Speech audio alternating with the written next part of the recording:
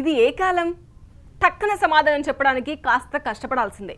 ఎందుకంటే కాలాలు అలా మారిపోయాయి. ఎండాకాలంలోనూ వానలు పడుతున్నాయి, వర్షాకాలంలో సుర్రున ఎండ మండుతోంది.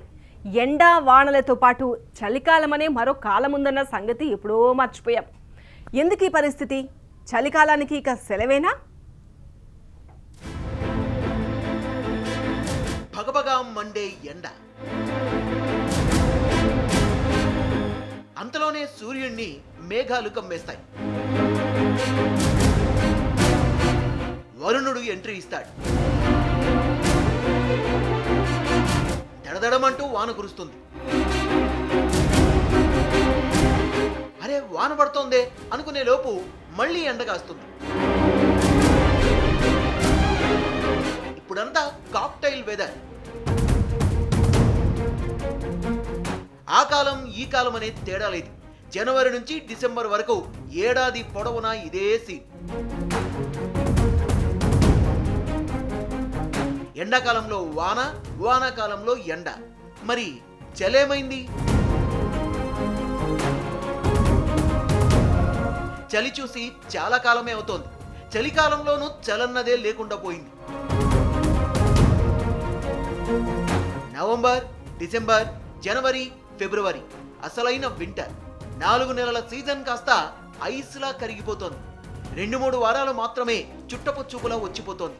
చలిని ఎంజాయ్ చేయడానికి ఊటీ, కొడైకెనాల్, సిమ్లా, డార్జిలింగ్, స్విట్జర్లాండ్ లాంటి శీతల ప్రదేశాలకు పర్యాటకులు క్యూ కడుతుంటారు. ఆ సంఖ్య భారీగా తగ్గుతోంది.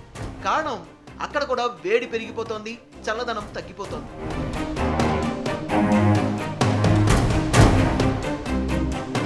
అమెరికా, యూరప్, రష్యా శీతల దేశాలన్నీ ఇప్పుడు వేడితో ఉక్కిరిబిక్కిరవుతున్నాయి. మంచుకొండలతో చలిని ఎంజాయ్ చేసే ప్రాంతాలన్నీ సూర్యుడి ప్రతాపంతో సతమతమవుతున్నాయి. ఇంతకీ ఏం జరుగుతోంది?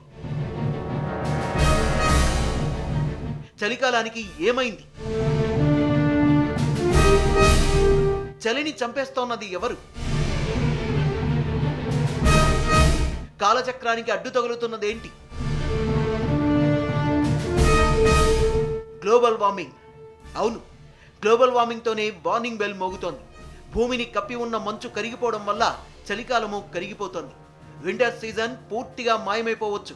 వాతావరణ పరంగా మానవాళికి, భూమికి పొంచి ఉన్న అతి పెద్ద ఉపద్రవం ఇది.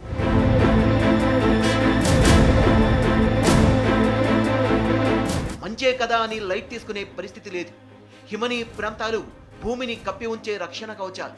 స్పేస్ నుంచి వచ్చే హానికరమైన రేడియేషన్ను రిఫ్లెక్ట్ చేసి తిరిగి స్పేస్లోకి పంపేసి భూ వాతావరణాన్ని సమతుల్యంగా ఉంచడంలో మంచుదే కీ రోల్.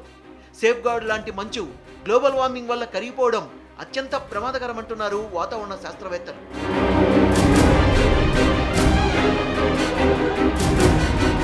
ప్రపంచవ్యాప్తంగా ఉన్న హిమ ప్రాంతాల సాంద్రతను శాటిలైట్ డేటాతో విశ్లేషిస్తే భయంకరమైన విషయాలు బయటపడుతున్నాయి. మంచు కరిగిపోవడం అంటే ఏదో అక్కడక్కడ ఎంతో కొంత కరిగిపోవడం కాదు. గడిచిన 30 ఏళ్లలో ఏకంగా 28 ట్రిలియన్ టన్నుల ఐస్ క్రీమ్లా చేజారిపోయింది, సముద్రంలో కలిసిపోయింది. ఫలితంగా సముద్ర మట్టాలు పెరుగుతున్నాయి, భూప్రాంతాలు సముద్రంలో కలిసిపోతున్నాయి. అంతా అస్తవ్యస్తం. అన్నింటికీ గ్లోబల్ వార్మింగే కారణం. ఎర్త్ సమ్మిట్ పేరుతో ఎన్ని దేశాలు ఎన్ని సదస్సులు పెట్టి చర్చించినా ఉపయోగం అంతంత మాత్రమే. ఇప్పటికే చాలా ఆలస్యమైంది. వెంటనే తేరుకోకపోతే భవిష్యత్తులో ఇక చలికాలం అనే మాటే వినపడకపోవచ్చు.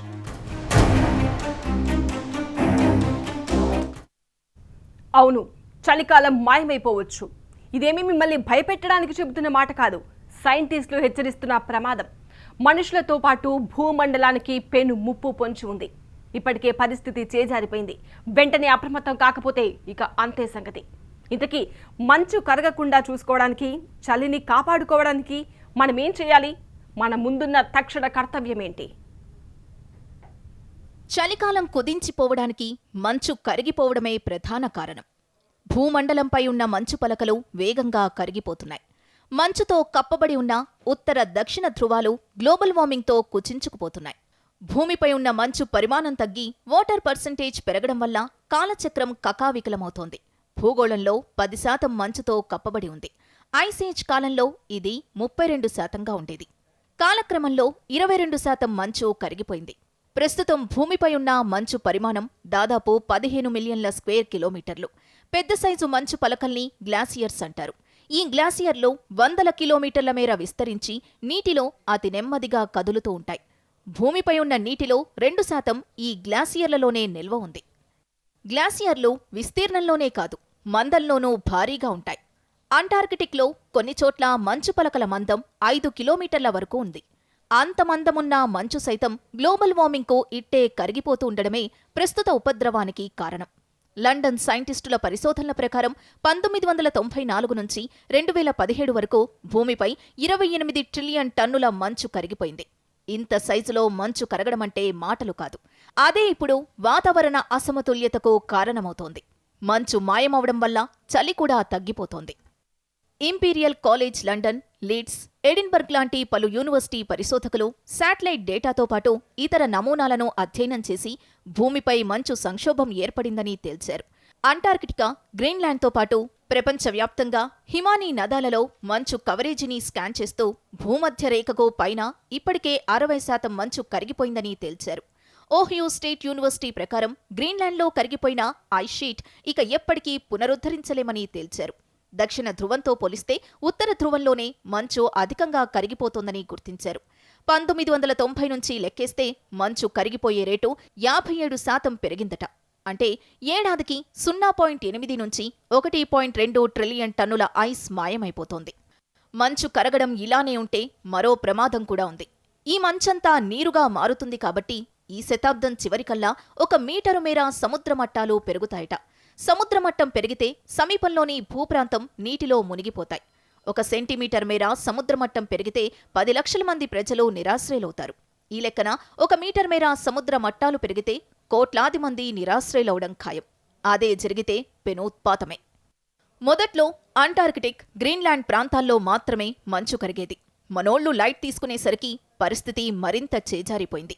ఇప్పుడు భూమండలం మీదున్న ప్రతి ప్రాంతంలో మంచు కరగడం మొదలుపెట్టింది. ఇదే సైంటిస్టుల్ని ఆందోళనకు గురిచేస్తోంది. అంటార్కిటికా నుంచి మంచు వేగంగా క్షీణించడానికి సముద్ర ఉష్ణోగ్రతల పెరుగుదల ప్రధాన కారణంగా తేల్చారు.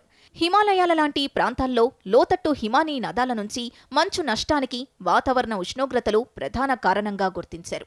ఇది ఇలాగే కొనసాగితే ఇక శీతాకాలం అనేదే ఉండదని శాస్త్రవేత్తలు హెచ్చరిస్తున్నారు. గ్లోబల్ వార్మింగ్ను తగ్గించేందుకు ప్రపంచ దేశాలన్నీ ఏకతాటిపైకి రావాల్సిన అవసరాన్ని గట్టిగా గుర్తు చేస్తున్నారు. లేదంటే భవిష్యత్తులో పెను ప్రమాదమే. ఈ దుష్పరిమాణమంతటికీ మనమే కారణం. విచ్చలవిడిగా ఇంధనాన్ని వినియోగించడం, కలపను దహనం చేయడం, గ్రీన్ హౌస్ గ్యాసెస్ను భారీగా విడుదల చేస్తున్నాం. ఇలాంటి అనేక అనర్థాలతో వాతావరణం అసమతుల్యమవుతోంది.